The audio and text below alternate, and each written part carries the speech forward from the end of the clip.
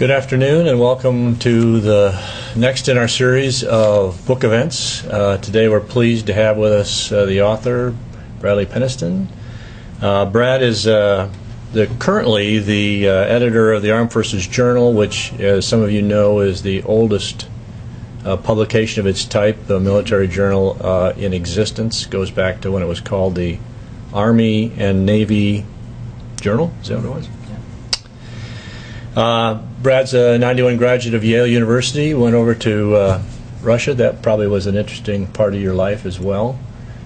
He has worked at a myriad of places, helped our friend Chris Michaels start military.com, and he has lectured extensively and is the author of 2 books, including the one he's going to speak about today. So Brad, please. Hi, everybody. Thank you for joining us. I'd like to let you know that we have a special treat here today, because it's not just me talking about the book. We actually have 2 of the protagonists in the book. We have the 2 plank owners, the skipper of the Roberts, Paul Rinn, and the first chief engineer, Gordon Van Hook. And so they're in the front row here. And so I will talk for a little while, and then we'll open it up to questions. And I hope that you'll have plenty of questions for these 2 gentlemen, because they've got an awful lot of good stories to tell. So, my book, No Higher Honor, is about a warship called the USS Samuel B. Roberts. And as the Navy reckons warships, it was a fairly small one. It's designed and built by Bath Iron Works in Maine. It's a guided missile frigate. 25 years ago, it was on the front page of every newspaper in the country, because the Roberts had been in the Persian Gulf. And in 1988, the Persian Gulf was at war. Iran and Iraq were at war, and they had been fighting for 8 years, and the battle had spilled over from land to sea. And so both of them were trying to knock out the tankers that supplied each other's oil and were their economic jugulars, actually. So the Roberts had been sent to protect these tankers. And the Gulf was a dangerous place to be. There was plenty to worry about. Navy sailors worried about Iranian warships and their guns, and they worried about Iraqi warplanes and their ship-killing missiles. And as a matter of fact, a year before the Roberts got to the Gulf, just such a plane had fired 2 missiles into the USS Stark and killed 37 American sailors. But what really gave people the creeps, were naval mines, because when mines are laid correctly, they float beneath the surface of the water, and you cannot see them. And there's an old Navy saying that every ship can be a minesweeper once. On April 14th, 1988, near dusk, the Roberts was in the middle of the Gulf shipping channel, and it ran into an Iranian mine. Detonated 250 pounds of TNT, nearly 1/8 of a ton, and when it exploded, it blew a truck-sized hole in the Roberts hull beneath the waterline. So, tons of water rushes in, flooded the engine room, the ship's biggest space, flooded the aft machinery room, the ship's second biggest space, and it began to flood a third machinery room, which was probably the third biggest space. Now, some of you may recall the movie Titanic, and they made a big deal of the fact that the ship had lost 2 compartments, and when it lost that third, it went to the bottom. This was more or less exactly the situation the Roberts was in. It had lost 2 compartments, a third was filling. What was worse, the ship was also on fire, because when that mine went off, it put super hot gases into the engine room, and those gases lit the engine room on fire and continued expanding through air ducts and ventilation spaces until it lit fires on 4 decks. And then it erupted out the ship's stack in a fireball that sent lagging all over the weather deck. So darkness fell, and here's the situation aboard the Roberts. It was on fire, it was sinking, it was alone in a minefield 40 miles off the coast of a hostile Iran. So, the reason I wrote this book, one of them, was that most people in the Navy have heard of the Roberts. So it's the ship that hit the mine. And most people are told in enlisted courses and officer courses alike that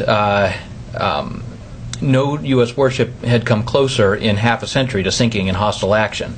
And yet somehow the crew had saved their ship. Now, by all rights, it should have sunk. It was in a sinking condition, and I'm told that at MIT they give this problem to their maritime engineers every year. Okay, look at this and tell me how it should have stayed afloat, and apparently nobody can figure it out. So it is, the crew mounted a magnificent effort, and they brought it back, and it was repaired, returned to service, and as a matter of fact, it's still doing duty today. It's apparently getting underway today or tomorrow for another mission in Southcom. So it really is one of the legendary ships of the U.S. Navy. And yet, no one had written a book about it, and it had more or less become a footnote, forgotten in American history. So I started my research 5 years ago by talking to the captain, Paul Rinn, and we had dinner, and dinner stretched for 4 hours. And by the end of that, I realized that this was not just, a ship that hit the mine. There were some really good stories to talk about. So I started looking up its history and the history of the U.S. and the Persian Gulf and all these things. And as I got to know the story better, a few things really grabbed me. First of all, the story of the Roberts is a story about leadership and the way a commanding officer and the officers aboard the ship forge a team so that it can survive adversity. The captain of the Roberts was named Paul Rinn, and he had had an unusual career for a naval officer because he had served on destroyers and frigates, but he had also served in the Brown Water Navy on the rivers of Southeast Asia during the Vietnam War. And he had led boat patrols up the Mekong, and he had experienced combat at close quarters. Now, every ship goes into harm's way as it leaves the pier, no matter where it's going. But it is rare for a sailor in this day and age to see combat, and Paul Rinn had. And for him, his time in Southeast Asia really shaped his philosophy of command, because there's something unique and visceral about looking over the sights of a rifle and shooting at someone and seeing them shooting back at you. And it seared into him the lesson that combat would push you beyond all imaginable limits, and that the responsibility of a combat leader was to make sure that your sailors, your men, your women, were as ready as they could possibly be. And so it imbued in Paul Rinn an unshakable determination to make sure that he would push his sailors to be the best in the world at what they did. So, when he got command of the Roberts, he assembled his crew and he told them, in combat, there are no points for second place. And so we are going to be the best ship in the Navy. In fact, he said we are going to be the best ship that ever was. We're going to be the New York Yankees. We're going to hit the longest home runs. We're going to drive the ball farther off the tee than anyone ever has. And just to make sure no one missed the point, he said, I know what it takes to make a ship the best. I'm not just some guy who came out of the woods in Washington, D.C. I have served in Southeast Asia. I served off Lebanon. I know what it's like to face the enemy, and I know what it's like to think you're going to die. So he'd invoked not just his combat experience, but that of every brave sailor going back to John Paul Jones. And he told his men, you walk in their footsteps. You can be proud of the brave things your predecessors did, and you will strive to live up to their example. So to Rinn, this was a vital part of forging a crew. This pride in heritage and pride in service and pride in their jobs. And he believed that a proud ship is a good ship, and necessarily vice versa also. One of the crew told me recently that he saw Rinn as this Bronx Street kid who was out to fight the world, and he said if ever there was a crew in the Navy who was convinced that we were going to fight someone on their maiden voyage, it was us. So Rinn helped forge the crew. Gordon Van Hook, the first chief engineer, also helped forge the crew. When the ship was still a hull on the building ways at Bath Iron Works, he brought his crew in and he said, okay, we're going to play some games. Let's kick a hole in that bulkhead. What do you think is going to come through? Will it be air? Will it be fuel? Will it be water? And he made sure that everybody knew that ship better than they knew the palms of their hands. And this would prove vital in the tests to come. But leaders ultimately can only lead. And when the Roberts faced its mortal peril, it came down to 200 guys, every single one of whom did something to save their ship. The crew of the Roberts, like most Navy ships then and now, was made up largely of kids who were 19 and 20 years old, essentially the age of college freshmen who can barely be trusted to do their own laundry. Most of them had never been to sea before they walked up the Roberts gangplank. Many had been through years of Navy training, but many had no technical skills except what they had received through this training. And yet these kids were running a warship, an instrument of national policy, a complicated technical machine, and a man-of-war standing into harm's way. And when that mine hit, they reacted as professional mariners. They laid out fire hoses to fight the fires. They set up pumps to fight the flooding. But the damage was so severe that many of the things they'd been trained to do did not work. The fire hoses weren't working. they kept losing pressure. The wooden wedges that they tried to drive into the leaks only opened the holes wider.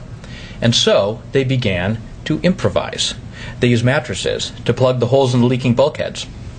They strung steel cables to stabilize the deckhouse, which had come loose in the explosion. And they did 100 other things.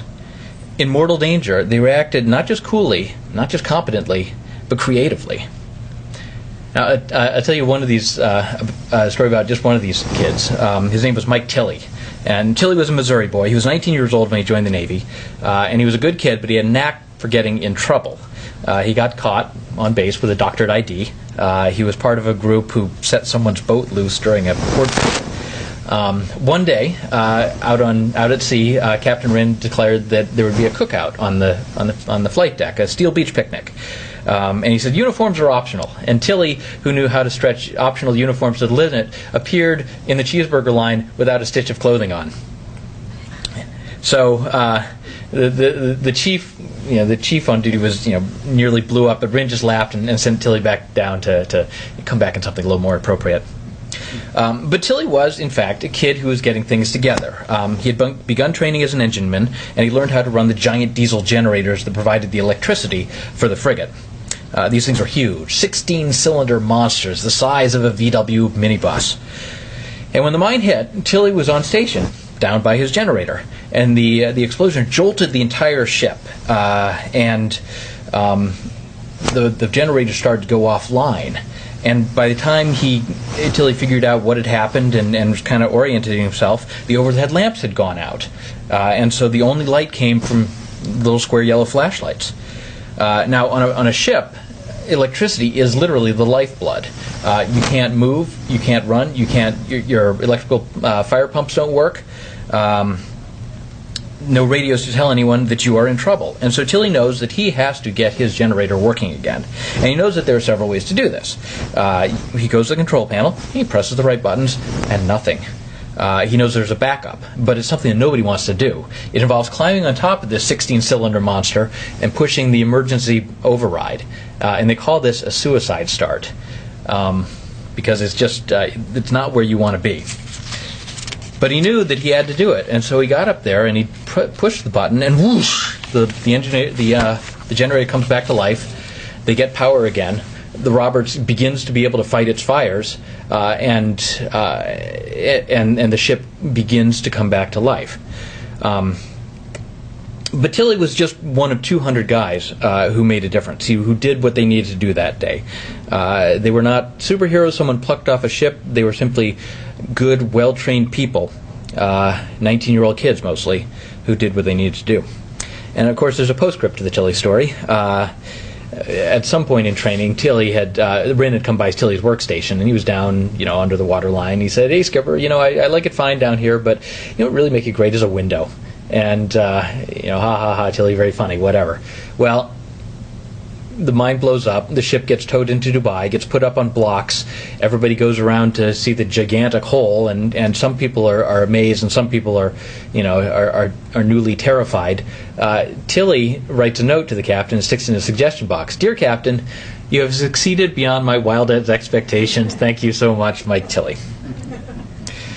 So, the story of the Roberts is a story of leadership and of good sailors, but there is also, it's a story of wider import as well. The incident led to the largest surface warfare battle since World War II, called Operation Praying Mantis. It was essentially a one-day campaign of retribution that the U.S. Navy launched against the Iranian Navy, payback for the mining of the Roberts. Navy divers had recovered some of the mines, and indeed they had traced them back to Iran. The serial numbers matched some mines that had been seized from Iranian warships 6 months earlier, and so it was caught red-handed, so to speak.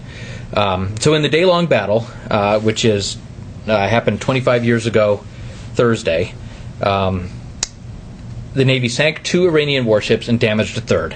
It effectively cut Iran's naval force in half. Perhaps even more importantly, it convinced Ayatollah Khomeini that the U.S. would not allow Iran to defeat Iraq in this, at that point, 8-year-long Iran-Iraq war. And so that summer, a ceasefire was declared. That wasn't it, though. The ripples spread farther because not only did this affect the powers in Tehran, they also affected the powers in Baghdad. Saddam Hussein saw this strike against the Iranians as a signal that he was the U.S.'s man and he could get away with whatever he wanted. And so 2 years after this, he launched an armored invasion of Kuwait. Again, it wasn't solely the Roberts mining, but that was certainly one of the things in the mix there. This one-day battle, Operation Praying Mantis, itself was a watershed for the Navy because it was the first time that the Navy really showed how it would fight all future battles. That is to say, everything was networked. They were, for the first time, the Navy went to war with ships and airplanes that would talk to each other electronically.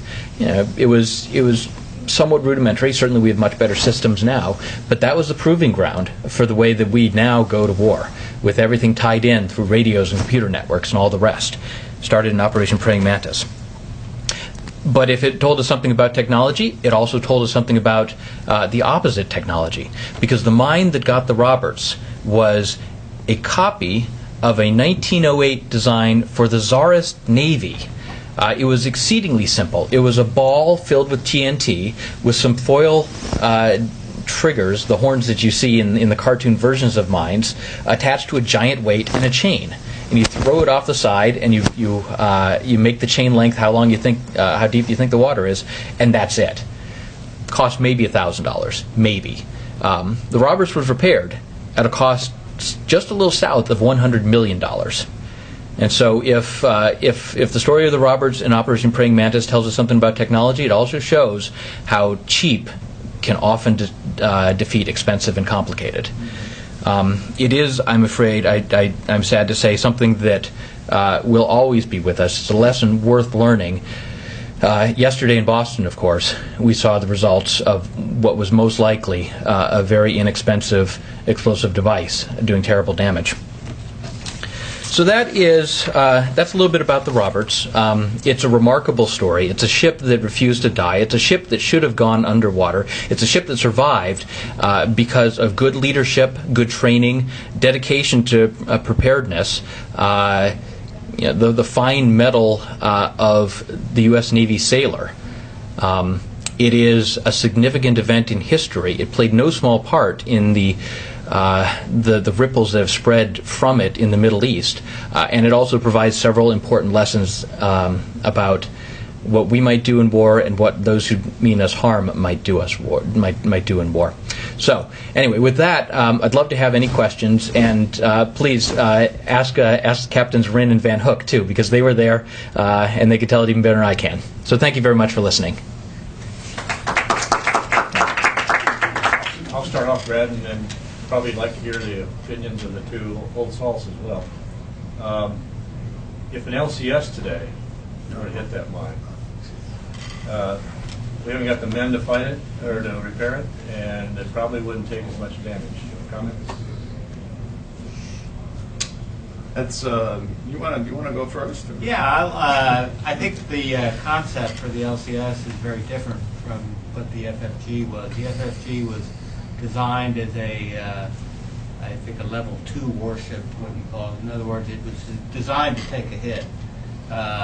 Nobody envisioned that it was going to be able to take that kind of hit and keep fighting, but it was designed to take a hit. It was manned and equipped to perform damage control and to get the ship back so it could defend itself or continue to contribute to the fight. Whereas the LCS is a different concept, I believe.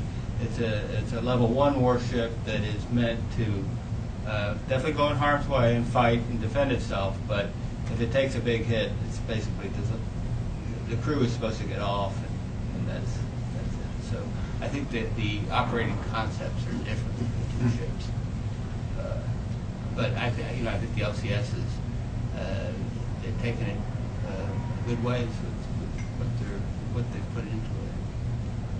It's a good warship, and it's definitely a warship, but it's a different concept. One of the packages, of course, is mine hunting. So you think they might be out there in that environment? Well, a lot of people say they'd rather be in that environment than on our legacy minesweepers. Well, that's Don't have much ability to defend themselves or go in harm's way. You know, from a command point of view, I would say that 40 people is too small, frankly. And I think the Navy is recognizing that as well now. That of course by design is designed to be augmented by a number of additional people, 20 to some odd or whatever. And I think that that number needs to be increased. Frankly, when LCS was being designed and I was working as a consultant, I was asked to come in and answer some questions about that. And I said, you know, in this environment and everything that Gordon says is true, if you have a complex damage control problem, it takes manpower to solve it. And in our case, we went 4 or 5 hours where every man in the crew, and we suffered the loss of a number. They weren't killed, but they were no longer in action.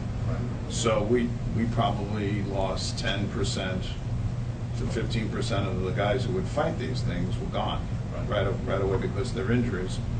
In the 4 or 5 hours that went on, men just run out of gas. Yep. And one of the things that I was asked about in the Board of Inquiry was, you know, you gave out sodas. This was a quote from a doctor. You gave out sodas. Surely you should have known that there was caffeine in the sodas and that they were going to be thirstier. I always thought it was very comical that the doctor said, surely I should have known. The whole purpose for that was we had no fresh water. Yeah. So think about being in 110-degree weather, even though it was night and there wasn't any sun. You're fighting fires at close range. You have all this intense stress on you, and you have no water to keep it going. And the sodas actually filled everybody with enough energy to keep them going for another 45 minutes until Van Hooven saved the ship. I mean, it was just. But the point is that when we were done and we came to the conclusion, and I'll tell this funny story to embarrass you. We came to the conclusion that we had put out the fires, that we had now gone about 15 miles out of the minefield, which is another, God story, on our own power, and we were clear. And I said, I think we've done it. Pass the word, all hands, stand easy on station. And every single guy that I can think of sat down where they were and were asleep in minutes. They were just that exhausted. And I'm not kidding. When I walked around the ship, there were people that looked like they had just said, okay, problem's over, and sat down and fell asleep. So to me, that has always told me that things like Smart Ship and the comments about technology and all of these things that we can reduce people sound great. To go back to what Brad said in the very beginning, in my experience in Southeast Asia, you could have the greatest defenses in the world, but when they're through the wire, it's going to take people on people to win the battle. And I have cautioned a number of times over the years, people designing these ships that, save it, spare me all your stuff about Smart Ship and everything else. Because I think there's always going to be a need for a certain number of people. And the big question should always be with analysis is, what is that number? Not pick a number and drive a train to it and say, well, this is where we're going to go. To comment on something that Gordon said, LCS is a different type of warship, no doubt about it. But I don't know any sailor or any commanding officer who's going to give up his ship willingly. Sure. And so when he gets that damage that you suffer, even though it's a different concept, they're going to treat it just like the concept that John Paul Jones treated it with. Right. And therein lies, go back to what I just said, therein lies, do you have the manpower? Do you have the ability, the physical ability to save your ship? And I'll leave it up to you about what you think the answer to that is. So you never lost steaming ability. We lost both our engines immediately. Both gas turbine engines were just disintegrated. In fact, we were discussing that this last weekend about when we finally saw what was left of them. There was nothing left of them. But we had 2 auxiliary power units up forward called APUs, and we actually had them down and were backing the ship when the explosion took place. They were still capable, but power was the issue because we had lost a diesel. One was extremely badly damaged back in AMR 2, and the other one was holding the load, and it wasn't doing so great. And we had no ability to restart any of them because all the air flasks that we would use were destroyed. The story of Tilly that Brad was telling you is he was all alone up there, although he claimed later he had a buddy with him who none of us ever remember being up there. And he had to start that diesel because, as Brad said, when the lights started to flicker, and I was coming out of AMR2, I really was dealing with, do I abandon ship? I mean, this thing is going to go fast if it goes, if those lights go out, because we're going to lose all pumps. And we're going to have to put people in the water. And what Brad didn't tell you is that at this moment, we were surrounded by sea snakes, and there were sharks in the water. The signalman made a big point of saying, "Hey, Captain, look at that one. Isn't that great?" Yeah, that was really terrific. And so it was a moment of decision making that nobody ever wants to face. And then the lights went on, and what happened was that Mike Tilley, literally a guy who was not trained to start the diesel, started it using an EOS card, goes back to training, and then brought power to the switchboard using an EOS card, which he wasn't trained to do. And they were terrified of bent hooks, so they did it all right. And he literally brings, if he doesn't do that, no matter what we do, and we were doing it all right, we'll lose it and we'll go on to the bottom. So he brings power back to the ship, and that allows us to energize the APUs and get out of the minefield, but we have no engines left. So we're doing it on APUs that the biggest question was, how many amps are we drawing? And I'll talk about the improvisation, so 2 stories on that. The improvisation story is that the control panel for all the power on the ship doesn't work after the explosion. The explosion kind of just knocks everything out. And we have a chief on board the ship who should have been in San Quentin by the name of Chief Walker, who in time of peace is the most dangerous individual in the United States, but it just has a terrible habit of always being at the wrong place at the wrong time. But very capable. But in time of war, you want him sitting in your back pocket. So Walker is down in CCS Central Control Station, and the FC doesn't work. So we have no idea what power we have, or how to control the grid, or avoid grounds and everything. And Walker turns to Wallingsford, who's a 3rd-class petty officer, I think, at the time, and he says, "We got to get FC back together." And he said, "Why are we going to do that?" He said, "Take the extension cord, or take the cord off the vacuum cleaner, cut it." And Wallingford looks at him and he says, "Just cut the damn thing." So he cuts it, and he said, "Now splice it into the back of the FC. There's a place back there you can." So he splices this cord from the vacuum cleaner into the back of the FC. And then Wallingford looks at Walker and says, "Now what do we do?" And he says, "Go around here and stick it in every plug in the space. Some of the lights are lit. There's got to be power somewhere." And Wallingford says, "Can we do that?" He says, "It's not printable." He says, "But it's something like there's nobody down here to tell us not." So Wallingford starts sticking the plug into and the third one he sticks it into, the FC goes on. You know? Yep. Just who would have thought? Yeah. And with that, Walker now knows where we have power and what we don't have, and we can measure. The most important thing is how much load are you putting on everything, because if we trip the diesels, we can't start them. Then we are done. And so in the midst of this now, Tilley's up forward, and he's doing his thing, and when he brings power to the switchboard and the grid, we now have this thing back in CCS having been done.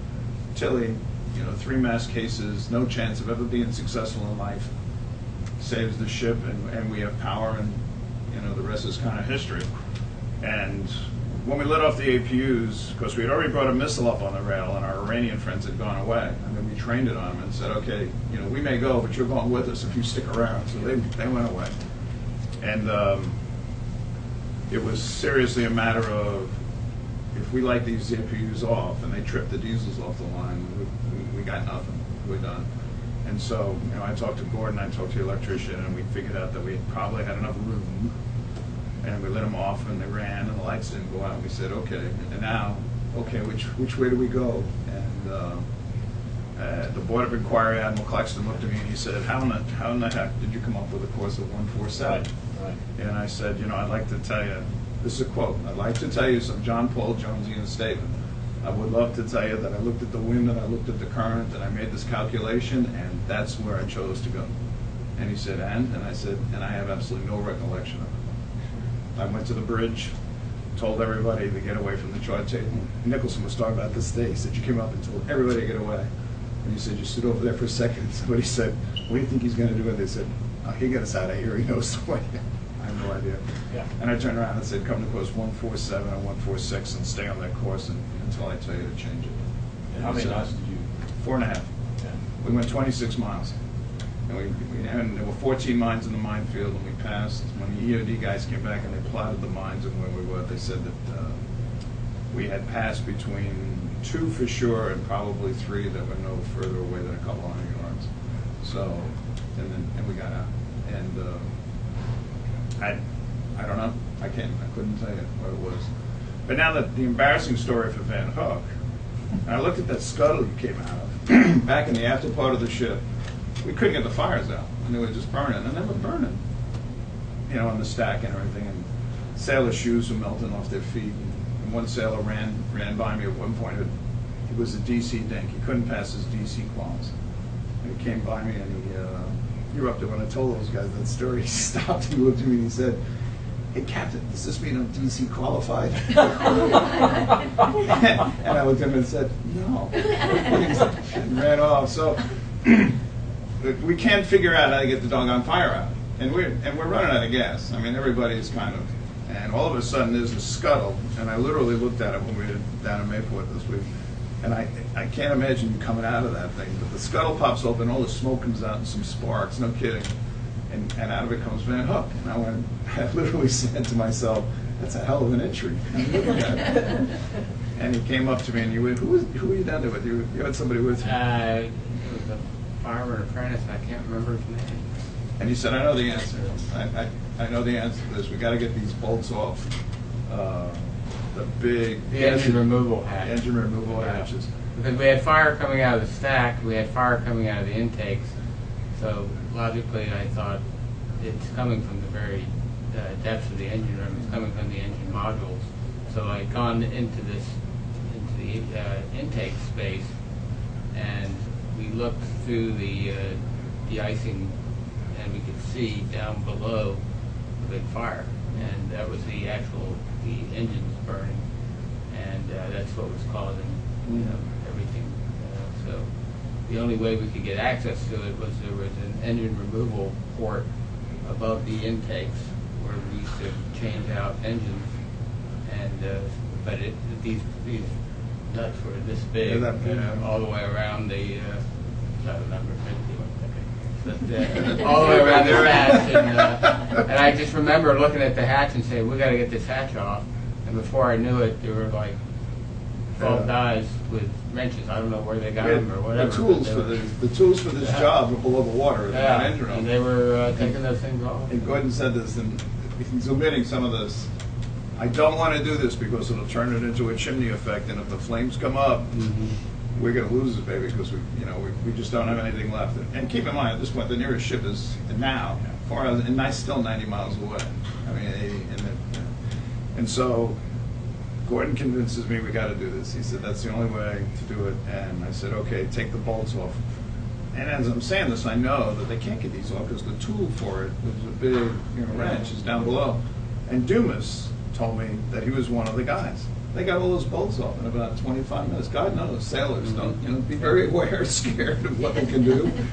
And they got them off, and then the moment of truth, we put the crowbars down, we get all the hoses ready, and we pushed the hatch back, and before they could get the hoses down, smoke and heat, and some flame popped up and singed my eyebrows, and behind me stands my wonderful chief engineer who says, "Maybe this wasn't a good idea." But it was the right idea because we turned the hoses on, and immediately the smoke changed color very quickly, and it was, I think, 10 or 15 minutes after that we realized we put the fire out, and that was an incredible feeling. I mean, you didn't know where you were going from here, but okay, we got the fire out, we're not sinking anymore, and that's a different story, throwing all the crap over the side, the stuff on the side. But when I gave you orders to stop fighting the fires, and I went to the bridge, my XO grabbed me so hard when I said at time, whatever it was. Back up a little bit, Paul. There was a point at which the ship had settled so much into the water because they were pumping everything they had onto the fires, that it was become apparent that the crew was actually sinking the ship as much as the hull was at this point. So Paul realized this and then passed the order over to 1MC, got to stop fighting the fires, at which point his XO said, I don't think I can say that in this crowd. But I went up to the bridge and I told him to write on the log, knowing that if if we lost the ship, or the ship exploded or something, that wouldn't go so well, right? But as Brad was saying, I was standing on the main deck and the fire was literally burning over me, and I was on the main deck and my shoes were filling with water. And I thought, holy Christmas, and I had called back to the fan tower where he put this fellow's BM3 sandal. It was the only time that night I lost my temper. I said, Sandal, how are we with regard to the numbers? And I put him there and said, I always want to know where the water is with regard to the numbers on the stern. And his answer, and Sandal was not a guy that joked around, even to this day, very serious. And he said, I don't know. And I lost it. I said, damn, I put you back there for a reason. He goes, I knew you would be the guy. What's this you don't know? And he said, Captain, the reason I can't tell you is because the numbers are under the water and I can't see them anymore. And I said, how bad is it? And he said, if I go back on the drop down, I think I can, and I get my hands and knees, I can put my hands in the water. We got about 2 feet left. And as he's telling me that, fire above me, and I look down and my feet are just, there's water in my shoes. And I thought, damn it, we're doing this to ourselves. We're doing the Stark all over again. Right. And so I dropped the phone, went to the bridge, and that's when we passed the word. But John Eckelberg, when I got up there was a small kind of explosion that was like, whoomph. And I don't know what caused it. But I passed the word to stop fighting the fires, and Eckelberg grabbed my arm, and he grabbed it so hard. And it was always, I always used to invite people to the starboard bridge wing, and we were going to have discussions of a certain kind. And Eckelberg said, can I talk to you on the bridge wing? And he was squeezing my arm so damn hard, he bruised me. And we got up there, and he said, quote unquote, can't you see this? Have you lost your blankety-blink mind? And I said, yeah, we got about 45 minutes to live. And we're going to lose the ship. And we don't have to worry about that anymore because the Persian Gulf's going to put an end to that. And he said, terrific. He said, aye, sir, I got it. And that was it. But that was the fire revolution, which I think is one of the 3 key moments. Stop fighting the fires. And the one story I told. Well, stopping the flooding in the Ford machinery room is definitely. Yeah. That's the third space, like Brad Right. said, and the fact that they were able to stop the flooding. The after bulkhead was split, and they used all sorts of shirts and everything else. The bulkhead was probably as wide as that room, maybe a little wider. And you went down the space, it was cracked all the way across, and there were 2 holes in it. And the guys that were down there, I don't think there was a single engineer, because the engineers were fighting the fire in other places and doing all the other things they had to do. And it gets back to this manpower thing. They were scattered all over the ship doing what they had to do engineering-wise. And so the 5 guys in the AMR-2 were fighting to save that space and needed to save the ship. Or the ship's cook, Kevin Ford, a postal clerk, a bosun mate, a radio man, and an IC man or something, but no engineers. And so I got down there and I'm telling the story. Jackson is a radio man and he's overweight. And he's on the fat white program. I'm not even sure you could say that anymore, maybe, but. And Jackson ran every day and had trouble with his damage control quals. He couldn't pass the test. You could do all this stuff in the drills. When you gave him a written test, he couldn't pass it. And so every day he'd come to my cab with messages and he'd say, Captain, I'm in. I'm going to get there. I've volunteered for this quick reaction team that the chief engineers put together, and that's the team of guys held in reserve that if everybody else is everywhere else, you get sent to the worst place. And so I knew Jackson was running on the flight ticket every day to lose weight, and I knew he was doing this. And I really liked the kid. I affectionately call him the pulling guard on every high school football team you've ever seen. He gets beat up on every plane. Nobody knows who he is, but you need him. So I go to AMR-2 to see how bad it is, and as I turn the corner to go into the space, Jackson is in front of me with no clothes on. He only has his skivvies and boomdockers, and he's carrying a mattress, and he's overweight. I mean, so you see this picture and you go, and I said something to him like, Jackson, even now, you're looking at me, just looked at me like, give me a break, will you? I'm busy. and just heads down the ladder, and when I got down there, the reason he had no clothes on is he was the first guy or the second guy in the space, and the water was up to just below his knees, I think. And he went down, and Van Hook and Sorensen had trained along, looked up and saw the water pouring into these holes, and he picked up all the toolboxes in the space and stuffed them in the holes, and then ripped off his clothes and stuffed them around the toolboxes, and essentially stopped the flooding by just a dramatic amount. And then did what Brad was talking about, and go ahead and train them. You try to put oakum in these cracks. And the training is if you start driving the thing in, the oakum or a wedge, and it starts to flood even more, then you know that there's water on the other side. So that ain't a good deal. So I think by then somebody was down there, was at Ford, and Ford said, "Go get the mattresses." And so he got them from the chief's quarters, which was a great idea, and dragged them down there. And that's how they started doing the shoring, and they stopped that flooding. But as Gordon said, we knew we had to save that space, and so I told the crew, and it appeared to me that not all of them had known the story.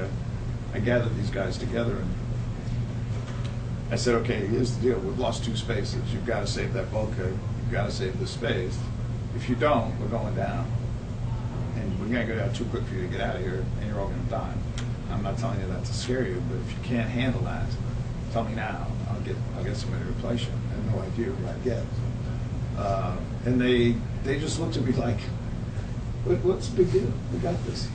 And I mean, it was that attitude. And so I was just amazed, but as I tried to leave them in the space, I honestly said to myself, I'll never see these guys alive again. I mean, what they were facing. But their attitude was just remarkable. And then, just as I was about to step on the ladder to leave, one of them put a boombox on top of a refrigeration unit in the space and stuck in a journey tank. and as the legend goes on the ship, that the engineers and the guys all had this thing about Captain Wren fears no man. But what he really fears is that he'll come home some night and find one of us in his driveway in a Trans Am with one of his daughters listening to a Journey tape. And so when they played the tape, I stopped at the ladder and I came back and I said, "Hey!" And I said, "Even now, your taste in music sucks." And they all started laughing. And quite honestly, at the first reunion, 2 or 3 of them said, "We knew then we were going to be okay. I mean, no man's joking. We can't be in that much trouble." So it was, but that was a critical moment, and tremendous amount of credit to the crew. In fact, if not all the credit to the crew for what they did and the way they were trained. And Gordon, he looks old and wily and kind of whatever, but he never flinched, and he never showed. He was a calm presence in an event that should have been uncalming, and he was incredibly professional. And when I asked questions about stability, which was an ongoing question, how much buoyancy could we possibly have left? I mean, computing and looking at DC charts and things that they had to do as a professional, they were doing it. So the crew performed magnificently, incredibly brave, great guys. The officers on board did everything they were supposed to do. And the important point about all this is the officers respected the sailors respected the officers, and the chiefs the same way. And so when orders were given, they got followed. And when a sailor came up to you and said, that's screwed up, it's not going to work, you didn't say, we don't know anything. You said, why is that? And a lot of times they were right. And funny thing about them, we were trying to figure out how to get the pressure in the fireman up to 150 psi because we couldn't generate foam. And at one point, and guys were laughing about this the other day, we had all this extra foam on board the ship, totally against all rules and everything because of the weight and stuff. And at one point I said, well, we can't generate foam because we can't get the pressure up, but how does this stuff work if you just open the bottles and pour it into the fire? And not a single guy knew. None of us knew. We all went, I don't know. So we tried it with about 5 or 6 bottles of it. Didn't do a damn thing. The fire just got worse. We said, all right, that doesn't work. So I'm down in CCS and Gordon's down there. I think John Sims or Walker or whoever it was. And we're trying to figure out why we can't get 150 PSI in the fire ant because they've done all this. And Gordon had sent some third-class petty officer, one of the guys out to close a valve that if it was closed, the whole system should be cross-connected properly and then we should get the pressure. And, we did that 20 minutes ago. What the hell happened? What was what happened? The third-class petty officer walks out of CCS, goes about 10 feet, and the senior chief flies by and says, hey, come here. I need you for this. And he said, well, no, I got told, shut up, come with me. So the kid never closed the valve. We're down there going, why isn't this working? So finally, Gordon figured that out and went out and they checked the valve and they said, and once that valve got closed, the pressure came up, we were able to generate foam, and then all our other stuff I told you about happened. So I have to tell you, as a commanding officer, when it was all over, had never had more admiration for sailors and officers and everything as I had that night. And I gained tremendous resilience and strength from them in their absolute fearlessness and their loyalty and their they're willing. They weren't going to lose that ship. They were imbued with the sense of who Salo Miralis was, which I think tradition and all of that stuff is so very important. And they were very together. You know, they trusted each other, and I thought it was a great thing. And I'll also say that in some hulls of the Navy, that's a very foreign feature. Because I will just say this: I actually was, if not accosted, run into by a couple of flag officers who gave me a very hard time about stuff I had nothing to do with. There's some of the articles that got written and I had absolutely nothing to do with. Acted like I was self-aggrandizing, and I avoided that to the nth degree, and I resented that in the end because it was the Navy didn't know how to deal with a good story. This is a story of a ship that performed brilliantly, and they were looking for somebody initially, to blame. And the CNO was great. The chairman of the Joint Chiefs of Staff was great. Every fleet commander was tremendous. But once we got back in this direction, it was unbelievable. But anyway, enough of that. Where was the inquiry held? In Norfolk. In Norfolk. Yeah. And Cluxton was DC Andrew then? Or He was. he was back in, He was there. back here? Yeah, it was Admiral Booker from Claxton. And it was the doctor. It was a captain, Navy captain. And there was a one-star who I honestly don't remember who he was. And then there were two captains in the room, and they were fine. And the precept simply said there is no fault in this. You know, the ship was saved. And I had actually asked for the board because the CNO came out and said, done deal. You did great. No fault. Move on. And I went back and said, no, that's not a good idea, because there's no written record of this thing. So there needs to be a written record. And but the Board of Inquiry didn't achieve that, because the questions they asked me were all, when did you drop your anchor, was the first question. What? And the second question was the soda thing, and then it started going in a very bad direction. And I said, I don't get this. You're questioning every decision I made, and yet I didn't lose anybody. I saved the ship, and yet you're asking me questions to find what I did wrong. And then finally I had to say it. I said, I'd like to make a statement. And the statement was simply, I'm the first guy since 1944 to be on my frigate and get out alive and save this crew. I'm sitting here, and everything I did, you're questioning.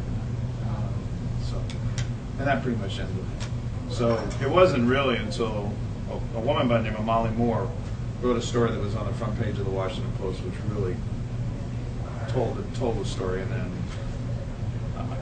all of us had no great desire to be part of a book about it while we were on active duty, because we were successful, we were moving on, we got on with our lives, and I was concerned that people would think it was self-aggrandizing, and so we avoided it. It wasn't until the Naval Institute, after I had retired, came out and said they wanted to do it, and then Brad came, that I thought it was right, because I thought the sailors needed to get that recognition, and not just the sailors, but my officers were great, and the chiefs performed very well. Lots of awards given? Well, that's another. No, there were lots of awards, but that's a good question. And what about the guy that pushed the button? Did he get an So award? risked his you got a life bronze. to push the You got a bronze star. Let me tell you how that all worked. We called up Middle East for us and said, we're putting together our awards package. Now remember this mindset. Desert Storm hasn't happened. Anything else? The only thing the Navy was doing up to this point was shooting people for making mistakes. Stark, nobody got an awards out of Stark. Right. So when I said to the guy on the phone, we're putting together the awards package, his answer was, what awards package? And I got pretty angry with him. And I said, well, maybe you ought to open up the awards manual and read it. It says the Navy Cross for going into a burning space to rescue somebody after striking a mine. Sir. And there was this pause, and I said, I think you need to go back. This was a combat action, and I've got some guys that are wounded, etc. Now, that changed, and again, the Navy was very, very good, but it took a while for them to adjust. And first mistake I made as a commanding officer, I sat down and I set a rule. I said, for anybody to get a distinguished award, you have to have been seen doing something. Because we ended up with the muck and the nuck and combat action and all those things. So everybody was going to get a bunch, but if you were going to get a Bronze Star or Navy Com or anything like that, And quite honestly, when you read the awards manual, it was Silver Star, Bronze Star, because these guys, they've gone this burning spaces and rescue guys and all that. So we had a list of about 60 guys that people said, yeah. Well, we had a lot of guys running around with OBAs on that nobody saw, nobody could figure out. So I was concerned about that. And then the Purple Hearts was, I think, my biggest mistake. We had about 60 guys that in one way or another had been injured, but we had 4 guys that were almost died, and they were burned over. So we wrote up the Purple Heart guys that were really hurt, and we took care, and this was the mistake, we took care of everybody else with a different type of medal. That was wrong, and it was my fault. And then when we looked at the package, because of the way it had been dealt with, we downgraded every award. Oh, you did? Yeah, because I wanted to make sure they got it. And Yeah. so instead of Silver Stars, we recommended Bronze Stars. Instead of Bronze Stars, we recommended Navy Comms and whatever. We sent the package, and John Eccleberry, my XO, flew over with it with somebody else. I forget. And he got the same resistance when he got there. It was like, what's this for? And so we submitted it. And the chairman of the Joint Chiefs of Staff flew out to the Persian Gulf, and after Praying Mantis, and gave out awards. And I got a Legion of Merit with a Combat B, which didn't please my squadron commander, but there's a follow-on story to that, which is rather interesting. And we gave out what, 10 Bronze Stars, maybe 15. Yeah, I think as I remember, and I don't know who told me this story, but Admiral Crow was the one that made the big push to.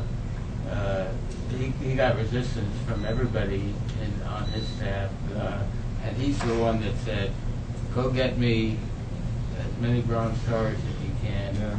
And they literally had to go down like in the basement or something, because these awards had not been given out to Vietnam. These medals, and they were literally old medals. They brought them up to him, and he flew over with them. Yeah. And even the XO had your list. And Yeah. that's how originally you couldn't even give out as many as you wanted to, Right. because they only had a certain number in hand that they could find. Crow was very impressed with the story of the Roberts. Actually, we prevailed on him to write the foreword for the book. I think it's the only foreword for a book he ever wrote before he passed away a few years ago. But he thought the world of what the Roberts had accomplished. At his funeral, Admiral Strasser got up and said Admiral Crow thought there were 3 key things that happened during his time as chairman of the Joint Chiefs of Staff. And I was invited to his funeral and sat up in front of the Naval Academy, and he said, "Détente with the Russians, the fall of the Berlin Wall, and the saving of St. L.B. Robinson." It was like, wow. But Crow, when he came aboard, and I'll tell you just a little bit more about the awards. When Crow came aboard, he wanted to go down. First of all, he saw the ship in the dry dock, and he looked at it and he said, "This isn't what I was briefed. This is far worse than. Nobody knows how bad this is, because you can see through the ship." And he insisted on going down to the dry dock. And we were all saying, "Oh, the dry dock's a mess. Things are still falling out of the ship. It's really crappy." And he said, "No, I want to go down in the dry dock." So okay, so we got him coveralls, the Dubai dry dock, got him coveralls and boots and stuff. And we went down there, and he was having trouble walking. He was limping. Something was wrong with his knee or his hip. And he got down the dry dock, and he stood near the hole, and he saw the size of the hole. He saw we didn't have a keel left. And he saw that the hull was just flexed like a beer can. And he walked underneath the ship with me to the other side, and I turned around. I thought he was going to throw up. His face was totally white. And he put his arm around me. And I'm a commander of the Navy. I've never been to Washington. This is the chairman of the Joint Chiefs of Staff. I'm not really sure I've embraced this yet. And he's got his arm around me, and he says, "Son, you've done a great thing for your country and for the Navy." And I'm thinking, yeah, that's pretty cool. He said, "What would you like to do in the Navy?" Now, this is a lesson in leadership for everybody. If the big guy ever offers you, you should have an answer, number 1. And number 2, don't crack a joke. That's good. And I looked at, I don't know what I was thinking. I honestly, just like course 147. And I looked at him and I said, "Well, Admiral, as you can see, this is a very dangerous occupation. I thought I'd go back to the States and by a Burger King and settle down. And he didn't smile. Yeah. He just looked right at me like, and Admiral Strasser told me that when they left, he went over and sat on them on the plane and they were flying out. And Strasser said, well, what'd you think? And he said, it was incredible. But he said, I think that CO was making fun of me. He really pissed me off. And Strasser said, what? And he said, I offered him the moon. You know, and he deserved it. And he said, he just made some joke and laughed at me about a Burger King. So I've always counseled people when like big guy offers, say something smart or nothing at all, but don't say something stupid, because a year and a half later, Crowd retired. He did. So he retires a year and a half later, and he goes and he's on the board of directors of NYNEX Corporation. My brother is the Secretary General of NYNEX Corporation, and it's a cocktail party in Madison Avenue in New York. So my brother sees Crown and he says, oh, I think I'll go over and introduce myself. And he walks up to Admiral Crown and he says, Admiral Crown, my name's Greg Rinn, and I think you might know my brother. And he said, Crown did not blink. He did not pause. He turned around, looked him right in the eye, and said, oh, you mean Paul Rinn, the Burger King guy? So a year and a half later, 18 months later, so don't say something dumb. Think of anything, or say nothing. But that was, and the final story about the awards is that my first job back in Washington was combat readiness for the Navy, and the second job was EA to Abo 3. And one day, a fellow, Terry Brennan, who I had known, who had been the CEO of the Arkansas, on the nuclear power guy, called me up and said, I know this has been bothering you about the awards for your guys. And I said, yeah, it has. You know, I think I really boned this. And the reason was the Purple Hearts, the trip. Sailors of the trip were in the USO in Naples at the same time when we got mine, and somebody set off a pipe bomb downstairs, and 4 guys on trip got Purple Hearts for getting dust in their eyes, sand in their eyes. And I thought, oh, I have really gooned this. And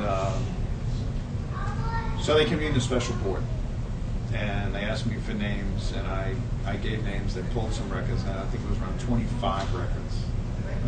I'm pulling that number out of the air, but I think it's about 25. And it was convened. It was a flag officer, 3 captains, senior SES up at the bureau. And I came in, and the senior SES was a female. She was annoyed that she was there and didn't want to be there. And blah, blah, blah, why are we here? Why are we doing this? And I said, because I've made a mistake, and I submitted these things and I did them wrong, and I'd like to make recompense. And there was a reason the sailors who are in combat situations are entitled to a thing called an E or a C, or there's a code on their records that they're entitled to extra pay, extra compensation when they retire. I'm not sure of all the things, but it's a really good thing to have. And none of these guys have it. None of my guys have it. And so that was the principal reason for this board, to get them that. And they said, well, we'll go through these records one by one. Do you have your notes? And I said, I don't need any notes. And so she took out, and after the third one, she closed everything up, and she said, I got it. I understand. And I think the first couple ones were the guys in AMR too. They talked about thinking they were going to get out of their line and everything. And she said, I'm in. And they all voted. And so everybody got upgraded. And the number of Bronze Stars went up significantly. I don't know what the number was, but Fridley got one. In fact, he asked me the other day, he said, Massachusetts, I owe you. He said, I never knew why I got a Bronze Star after the fact, and that was it. As far as my award, this is, Jeannie Kirk was a woman, you probably remember her, was in charge of awards in the Pentagon, 89 million years old. And when you walked in her office, she looked at you and knew exactly who you were because she read your chest. I got sent up there one day, and I'd never met her. I didn't know who she was, and I walked in, and she looked up and she said, hey, and I never name tag her. She said, hey, Paul Rinn. And I said, how do you know that? And she said, Legion Merit, Combat V. There's only 3 of them in the Navy. One's a Hawaiian. You ain't Hawaiian. The other guy's a retiring SEAL. You're not a SEAL. You're Rinn. So I said, oh, all right. And I forget what I was talking about. And she looked at me and she said, you know, you were going to get the Navy Cross. And I said, what? And she said, no Navy captain who's had a ship in combat in extremis about to sink and saved it has not gotten the Navy Cross. But Mr. Carlucci was opposed to it. And so we had the 2 medals up here. She said, do you want to see it? It's got your name on it. Oh, is that right? She brought it out and she put it down and she said, see, I'm not lying. Right here. And I had this. So. Well, when we do our idea is when we do our upgrade to the space here, that the passageway going toward the theater is going to become the Hall of Honor or Valor, whatever it's that way. But it's going to feature Medal of Honor, Navy Cross, maybe Silver Star, awardees. We'll put a footnote in there. Yeah, exactly. We can all. You know, it's not as important as it once was. Well, a long time it really certainly- bothered me, but I had to do when SNA Bill Erickson's here, and when we did the Hall of Fame, we were looking for guys that deserved to be in the Hall of Fame, and we went through the Congressional Medal of Honors and the Navy Crosses, and I came back one day and I said they should call it the Marine Corps Cross, because the Marines have 80% of them, and or more, and the Navy guys are all corpsmen that die with Marines. There's very few naval officers, Navy sailors who get the Navy Cross, which makes you take a step back and say, why is that? And there are tremendous acts of heroism that have been rewarded with Navy commendations for sailors who should have gotten much more. And the one that always jumps out at me is when the Belknap ran into the Kennedy. The two kids who saved the ship are firemen, and they go into a burning space to pull the fuel valves to shut down the boilers, and nobody can find them now. Nobody knows who they were, and they got Navy commendation medals. Yeah. You know, and they saved that ship, and that to me has always been troubling. But that's the deal on the awards. It is a very important thing, and yet when you start to write up those packages, it weighs heavily on you, making sure that you reward the right guys. In fact, Reagan, who was upset, we had a DC man who did a lot of things, but by that rule, nobody saw him do anything in the combat center that was around welding and doing all this stuff. He was angry and bitter for a long time, and he came to this reunion over the weekend, and he's obviously gotten over it because he was upbeat and fine, so it kind of weighs at the end. But he was somebody I was very concerned about because he performed brilliantly, but not in that situation. So yeah, that was. Since we dominated the conversation, anybody else? Well, it's a great story, and Brad did a marvelous job with it, and Gordon is a great representative, a tremendous wardroom, and performed brilliantly. And I'm going to add one postscript because if he's filming this is something that needs to be known. Bob Firehammer was an officer on this ship, and Bob Firehammer was in his early life a wild man who no woman should be married to. Fair? Yeah. Well, he turned a new leaf. I mean, this was a guy handsome, but just, wow. Turned over a new leaf, got married a wonderful woman, and had 6 kids or whatever, homeschool, all of those things. Bob went to a ship after Roberts and didn't get along with the CO. And that CO eventually made flag, but was eventually asked to leave the Navy by the Chief of Naval Operations for other reasons. And his wife used to threaten the wardroom all the time. If you don't come to event, so my husband will ruin your career, that kind of stuff. Very inappropriate. Firehammer didn't give up. He resurrected his career by going over to be a limited duty officer, working in personnel, worked his way all the way up to be a captain, and was a star in the Bureau. And many of the senior officers I knew said he's going to become a flag officer. And then Bob took a stand on minimum man ships and smart ships and LCS. And he wrote 2 very comprehensive papers that talked about what we have talked about today, about the difficulty of fighting and saving a ship when you're undermanned. And he made one, I thought, comical statement. He said, those are great staterooms on DDX. In fact, they're going to be the best staterooms in the world that nobody's ever slept in because of the man. Bob was forced out of the Navy to say write those things, and I know the officers who were all responsible for that, and they got him fired. He was in charge of the personnel curriculum at PG school, and he was given a letter of I don't remember what it was, but he was given a letter by somebody not in his chain of command, which I found to be rather irregular. And they ordered him to pull his article from the Naval Institute. Think about that. The Naval Institute. That's not what the Naval Institute's about, is it? No. Rather unethical. And then that was it. And he left the Navy, retired, and that's why he was in Nashville pedaling his bike down the side of the road when the guy fell asleep and swerved up and hit him and killed him in the car. and there were several senior officers who came to his funeral, and I had the task of doing his eulogy, and I looked right at them and I said, Bob Firehammer knew what he was talking about because he had been there. Some of you were not there, and you don't know, and you're taking the Navy down a very dangerous path. So that touches on what you asked. It's my opinion. I stand by it. Anybody wants to discuss it with me, I'm more than happy to discuss it. So that's a postscript on Bobby Firehammer. He turned out to be a good man, a good officer, good father, who I was never sure would achieve all of those goals. Okay. All right. Well, thank you, Paul, and thank you, Gordon, for joining me here, and thank you all for coming. I guess my own postscript, a bit more self-serving, but I think my publisher would kill me if I did not mention that the Naval Institute has seen fit to bring out No Higher Honor in paperback just a few months ago. So it has gone out of print in hardback. All the copies have been snapped up. It's now available again, and you can buy it. Also on the Kindle. It's on the On Kindle. Oh, is it on the Kindle? It's Oh, hey, even better. I hadn't heard about that. Yeah, Yeah, people have terrific. actually started buying Actually, it the on there, sales so it's of good. the ebook. Oh, really? Okay, I'm going to go look into that. Excellent. Now I've learned something too. So, thanks very much, Would you everybody. electronically sign it for us? Yeah, sure. Thanks a lot. You're very welcome. Thank you.